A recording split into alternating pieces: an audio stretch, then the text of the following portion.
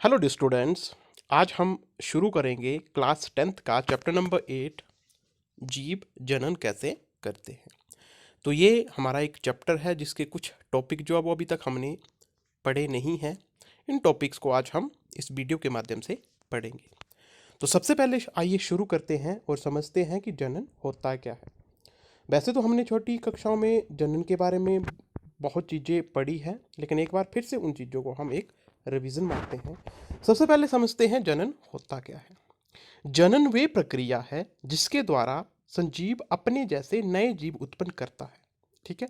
हर एक प्राणी इस ब्रह्मांड का, हर एक जीवित प्राणी में एक जो है वो क्या होती है, क्षमता होती है जिसके द्वारा वो अपनी संतति उत्पन्न करता है। ठीक है। और इसको हम क्या बोलते हैं, जनन।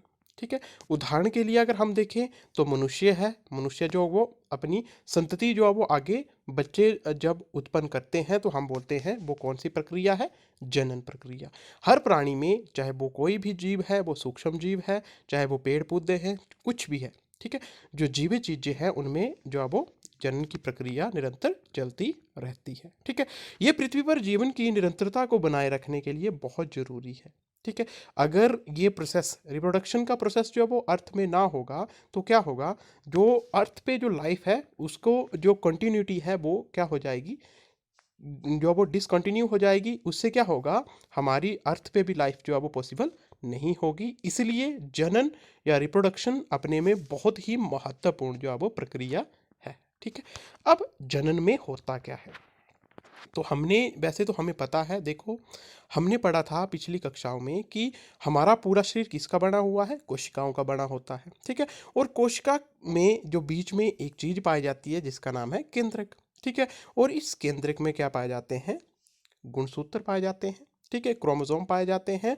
और क्रोमोसोम के जो डीएनए होता है, जो डिऑक्सी राइबो न्यूक्लिक एसिड जो होता है, उनके अणु में क्या होता है, आनुवंशिकी गुण होते हैं। ठीक है। मतलब ये जो हेरिडिटी के जो गुण रहते हैं वो कहाँ पे रहते हैं, हमारे जो गुणसूत्र के डीएनए होते हैं। और ये क्या करते हैं, इन जो गुण होते हैं उनको पीढ़ी दर पीढ़ी जो वो आगे लेके जाने का कार्य करते हैं। ठीक है। तो जब एक जो डीएनए है या जब एक जो पेरेंट है वो जब अपनी संतति को जो अब वो उत्पन्न करता है तो उसमें जो आनुवंशिका के जो कुछ गुण हैं, जो कुछ उसके करैक्टर होंगे, वो अगली जब उनके बच्चों तक, उनके ऑफस्प्रिंग तक जब वो पहुंचेंगे तो वो किसकी वजह से पहुंचेंगे, डीएनए की वजह से। ठीक है। तो ये होता कैसे है इसको हम समझते हैं। देखो, इसके लिए क्या बनती है, डीएनए की प्रतिकृति। और जब डीएनए की प्रतिकृति बनती है तो जो हमारे बायोकेमिकल रिएक्शन की वजह से क्या होगा, हमारी कोशिकाएं क्या होगा, डिवाइड करेगी, नई कोशिकाएं बनेगी। ठीक है। इसमें क्या होगा, जो कोशिकाएं होगी उसमें अब जो डीएनए की प्रतिकृति होगी प्रत्येक में क्या चली जाएगी, वो एक एक जो है वो चली जाएगी। ठीक है।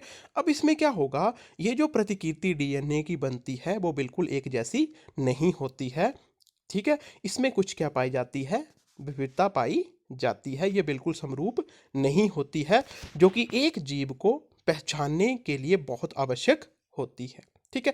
तो जो डाइवर्सिटी एक जीव में आती है, जैसे तो हर जीव जो अब अपने जैसा जीव पैदा करता है, लेकिन उसमें जो वो क्या आती है, थोड़ी सी विविधता भी आती है। अब हम ये देखते हैं कि ये जो विभिन्नता आती है ये क्यों जरूरी है, इसका आना क्यों जरूरी है। ठीक है। देखो, डाइवर्सिटी का आना बहुत महत्वपूर्ण है। लंबे समय तक प्रजाति की उत्तरजीविता को बनाए रखने में क्या होती है, उपयोगी होती है। जब भी डाइवर्सिटी आएगी, जब भी विभिन्नता आएगी तो क्या होगा, एक जो प्रजाति है उसकी जो उत्तरजीविता को बनाए रखने के लिए डाइवर्सिटी का आना बहुत ज़्यादा जरूरी हो जाता है, जो उसकी क्या करती है, पीढ़ी दर पीढ़ी जो वो सुरक्षा करती है। और दूसरा, हमें पहले ही पता है जो डाइवर्सिटी है वो जैव विकास का आधार माना जाता है। जैसे जैसे डाइवर्सिटी आएगी वैसे वैसे ही एवोल्यूशन को क्या होगा, एक बढ़ावा मिलेगा, वो जो कि बहुत जरूरी प्रक्रिया है। इसके बाद आप जानते हैं कि प्रजनन के कितने प्रकार होते हैं।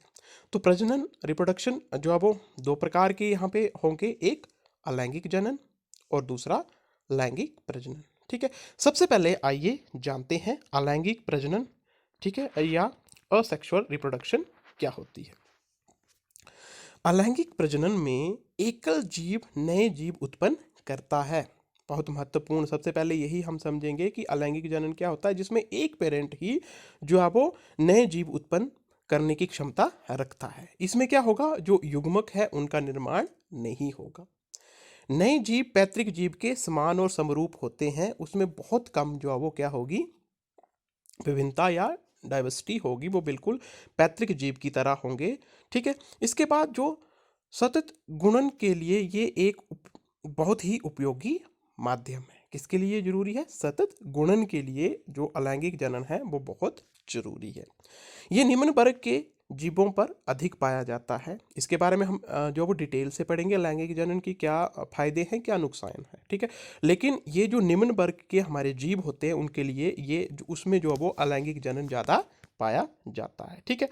उसके बाद अगर हम लैंगिक प्रजनन की बात करें तो दो एकल जीव, एक नर और एक मादा, मिलकर नया जीव उत्पन्न करते हैं। जो हमारा सेक्सुअल रिप्रोडक्शन होगी उसमें क्या होगा, जो मेल और फीमेल जो है वो रहेंगे। ठीक है। उनके जो युग्मक होंगे वो बनेंगे और उनके मिलने के, उनके संलयन के बाद जो है वो नए जीव का जो है वो निर्माण होता है। नर युग्मक और मादा युग्मक इसमें बनेंगे। ठीक है। इसके बाद नया जीव आनुवंशिक रूप से पैतृक जीवों के समान होगा परंतु समरूप नहीं होगा। बहुत महत्वपूर्ण है। वो पैतृक जो जीव होगा, जो जीव बनेगा हमारे लैंगिक जनन में, वो पैतृक जीवों के समान तो रहेगा, बिल्कुल समरूप नहीं होगा। उसमें कुछ ना कुछ विभिन्नता जरूर पाई जाएगी, जो कब आती है, जब डीएनए की प्रतिकृति बनती है। उसके बाद प्रजाति में विभिन्नताएं उत्पन्न करने में सहायक होता है ये। ठीक है। इसलिए लैंगिक जनन जरूरी है। इसमें जो अब वो क्या आती है, हमारी वेरिएशन आएगी और उच्च वर्ग के जीवों में ये पाया जाता है। अलैंगिक जनन निम्न वर्ग के जो जीव है उनमें पाया जाता है और जो लैंगिक जनन है वो उच्च वर्ग के जीवों में पाया जाता है। अब हम डिस्कस करेंगे डिटेल में जो हमारा सेक्सुअल रिप्रोडक्शन है उसकी कौन कौन सी मेन जो है वो विधियां हैं। सबसे पहले विखंडन। इस प्रक्रम में एक कोशिका दो या दो से अधिक कोशिकाओं में विभाजित हो जाती है। विखंडन नाम से ही पता हो रहा है, मतलब खंडन होना, टूटना। इसमें क्या होगा, एक जो कोशिका होगी वो दो या दो से अधिक जो है वो कोशिकाओं में विभाजित हो जाएगी और वो फिर इंडिविजुअल जो वो अपनी लाइफ शुरू कर देंगे। इसमें भी अगर हम सब पार्ट देखें तो सबसे पहले है द्विखंडन। ठीक है।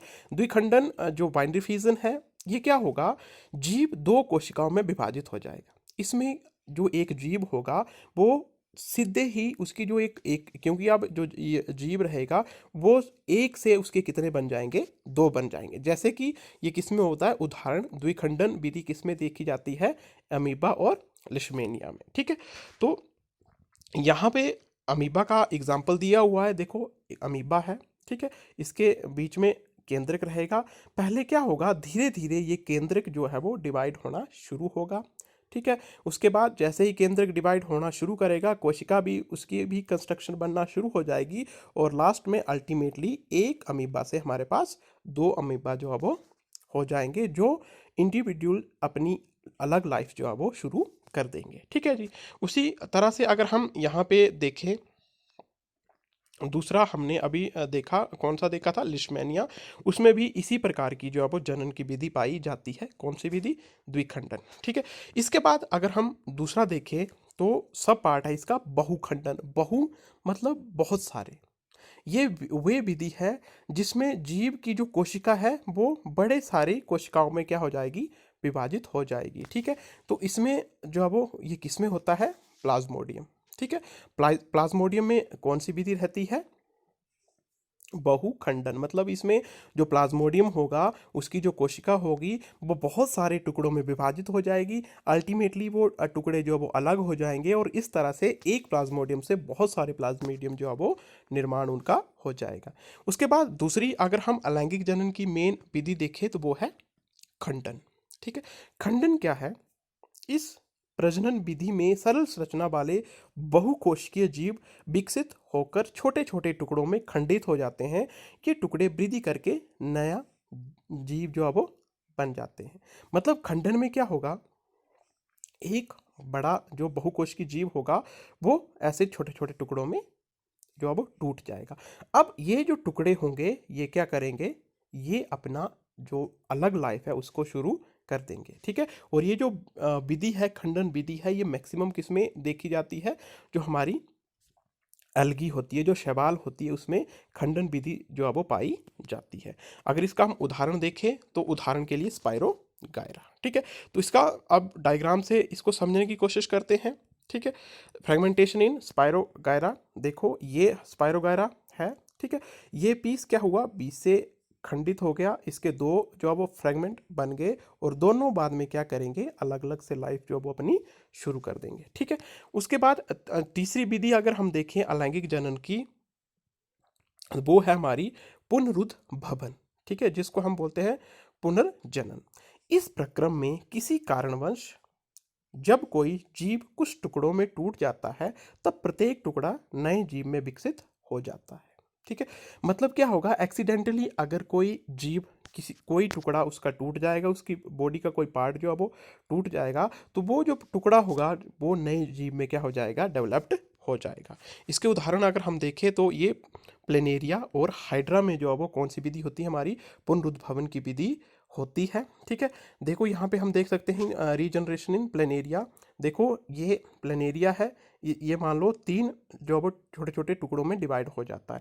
आगे क्या होगा, ये तीनों टुकड़े जो है वो पूरे जो है वो विकसित होके एक तीन नए प्लेनेरिया जो है वो हमारे विकसित हो जाएंगे। उसी तरह से हाइड्रा है, हाइड्रा की भी अगर कहीं से भी उसकी कोई बॉडी जो है वो किसी कारण से उसका कोई टुकड़ों में उसकी बॉडी डिवाइड हो जाती है, तो प्रत्येक टुकड़ा बाद में क्या हो जाएगा, एक अलग जीव की तरह कार्य करना शुरू कर देगा। उसके बाद फोर्थ हमारा टाइप रहेगा मुकुलन। ठीक है, मुकुलन ये हम पहले भी पढ़ चुके हैं। इस प्रक्रम में जीव के शरीर पर एक उभार उत्पन्न होती है, एक छोटा सा बड उत्पन्न होता है, जिसे हम क्या कहते हैं, मुकुल कहते हैं। फिर क्या होगा, धीरे धीरे ये मुकुल जो है वो बढ़ता जाएगा और विकसित होता जाएगा, और जो जनक होगा उससे अलग होकर एक नई लाइफ जो है वो शुरू कर देगा। ठीक है, तो इसमें हाइड्रा में अगर हम ये देखें, ईस्ट में देखें, तो ईस्ट में हमने पहले भी देखा था, यहाँ पे हम हाइड्रा का एग्जांपल लेते हैं। देखो हाइड्रा में एक छोटी सी कंस्ट्रक्शन पैदा होगी, जिसको हम बोलेंगे मुकल। धीरे धीरे ये जो है वो बढ़ता जाएगा, और अल्टीमेटली ये यहीं से पूरा जो है वो एक नए हाइड्रा का रूप ले लेगा, और बाद में यहाँ से ये क्या हो जाएगा, अलग हो जाएगा, और इस तरह से ये अपनी नई लाइफ जो अब शुरू कर देगा। तो ये है हाइड्रा में मुकुलन। उसके बाद अगर हम फिफ्थ इसकी जो है वो टाइप देखें अपने अलैंगिक जनन की, तो वो है बीजाणु समासंग। इसमें क्या होता है, कुछ जीवों के तंतु के सिरों पर, जो उनके सिरे हेड होते हैं, उनमें धानी बनती है। ठीक है, जिनमें बीजाणु होते हैं। ठीक है, जिसको हम जो है वो हायर क्लासेस में बड़े डिटेल से पढ़ेंगे, स्पोरोस्पायरोगाइरम के बारे में, स्पोरोगाइनम के बारे में। अब क्या होगा, जो बीजाणु गोल संरचनाएं होती है, जो एक मोटी भित्ति से रक्षित होती है, अनुकूलित परिस्थिति मिलने पर ये बीजाणु वृद्धि करने लग पड़ते हैं। ठीक है, इसका उदाहरण अगर हम देखें तो रहिजोबियम जो होता है उसमें ये चीज़ होती है। यहाँ पे हम जो है वो देख सकते हैं कैसे स्पोर फॉर्मेशन होती है। जैसे इनको जो है वो अनुकूल परिस्थितियाँ मिलेगी, ये जो है वो आगे ग्रो कर देंगे। ठीक है, इसके बाद अगर हम नेक्स्ट विधि देखें तो वो है वेजिटेटिव प्रोपेगेशन या कायिक प्रबंधन, जिसको हमने कक्षा 7th में भी बड़ी डिटेल से पढ़ा था। इसमें क्या होता है, ये पौधों में, कुछ पौधों में नए पौधों का निर्माण उनके कायिक भागों से होता है। ठीक है, जो उनके पार्ट होते हैं, जैसे जड़ होगी, तना हो गया, पत्तियां होगी, आदि से होता है। बहुत से ऐसे हमारे पेड़ होते हैं जिनमें जो है वो बीज उत्पन्न नहीं होते हैं, तो उनमें क्या होता है, कायिक प्रबंधन जो है वो होता है। ठीक है, इसके लिए जो है वो प्राकृतिक विधियां हैं, जैसे जड़ द्वारा हम देखें तो डहलिया में होता है या शकरकंदी में होता है।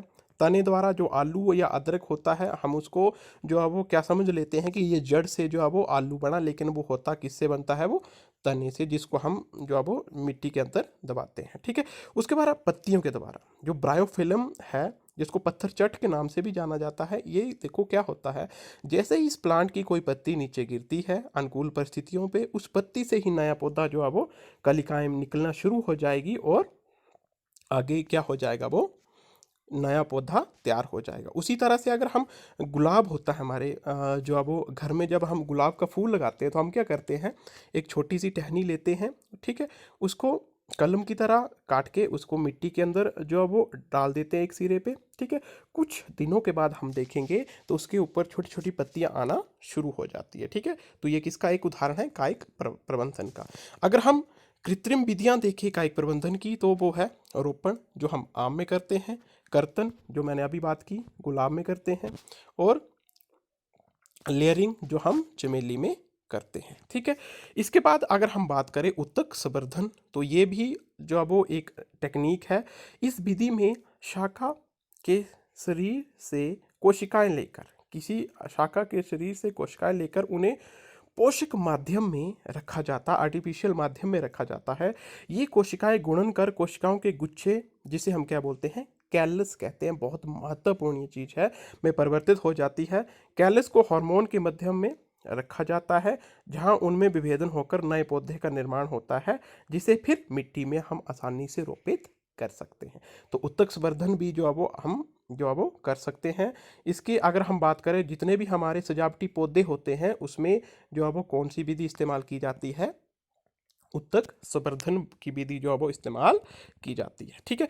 अब अगर हम बात करें कायिक प्रबंधन के लाभ के बारे में, तो देखो, बीज उत्पन्न ना करने वाले पौधे जैसे केला है या गुलाब है आदि पौधे जो है वो, उसको हम क्या कर सकते हैं, इस विधि के द्वारा जो है वो उत्पन्न कर सकते हैं, जिनमें बीज उत्पन्न करने की क्षमता नहीं होती है।